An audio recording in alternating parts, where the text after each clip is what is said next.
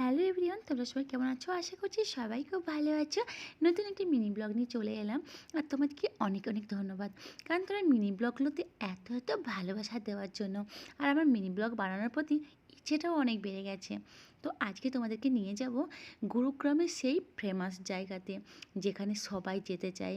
ভীষণ ভালো লাগে আর সুন্দর একটা জায়গা, একটা ছোট্ট শহর, বিদেশি ছোট্ট শহর। মানে এত সুন্দর এত সুন্দর, মনে হয় যেন এখানে কিছুটা সময় কাটিয়ে দিই। গুরুগ্রামের সাইবার হাউসটা ভীষণ সুন্দর, ছোট্ট একটা বিদেশি শহর যেরকম হয় ঠিক সেই রকম, অনেক সুন্দর। তো প্রথমে আমরা ক্যাফে গিয়েছিলাম, ক্যাফেতে গিয়ে অনেক কিছু খাওয়ার পরে মোটামুটি পেটে খুব একটা জায়গা ছিল না, আরও ঘোরাঘুরি চারদিকে করার পরে আমরা ভিয়েতনামে একটা রেস্টুরেন্টে ঢুকে পড়েছিলাম। ভীষণ সুন্দর ছিল, ভীষণই সুন্দর। তো ভিয়েতনামে গিয়েছিল কিছুদিন আগেই আমার বন্ধু আর বন্ধুর হাজব্যান্ড। তো সেখান থেকে কি হলো, আমরা ওখানে যাওয়ার পরে ভীষণ সুন্দর সুন্দর খাবার অর্ডার করলাম আর খেলাম। ভীষণই ভালো ছিল কোয়ালিটি। তো আরও কিছুটা সময় এখানে কাটালাম, ভীষণ ভালো লেগেছিল। তো যারা দিল্লিতে থাকো বা দিল্লিতে আসো, তোমরা অবশ্যই এবার ঘুরে যাবে এই জায়গাটা।